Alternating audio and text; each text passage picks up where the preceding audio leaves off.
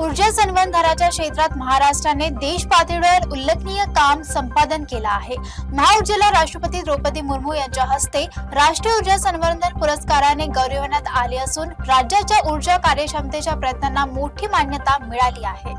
ऊर्जा संवर्धनाच्या दिशेने महाराष्ट्र शासनाच्या प्रयत्नांना राष्ट्रीय स्तरावर मोठी मान्यता मिळाली आहे।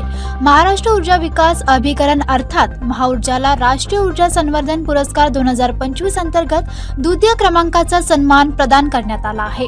ऊर्जा संवर्धन दिनानिमित्त नवी दिल्लीतील विज्ञान भवन येथे झालेल्या विशेष समारंभात राष्ट्रपती द्रौपदी मुर्मू यांच्या हस्ते हा प्रतिष्ठित पुरस्कार प्रदान करण्यात आला।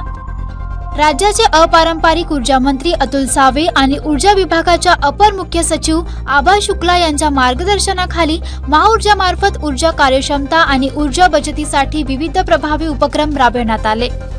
औद्योगिक, शासकीय तसेच सार्वजनिक क्षेत्रात ऊर्जा संवर्धनाबाबत जनजागृती करण्यात महाऊर्जाची भूमिका महत्त्वपूर्ण ठरली आहे। भारत सरकारच्या ऊर्जा दक्षता ब्युरोने या कामगिरीची दखल घेत महाराष्ट्राला हा सन्मान दिला असून राज्याच्या शाश्वत ऊर्जा धोरणेला ही मोठी पावती मानली जात आहे।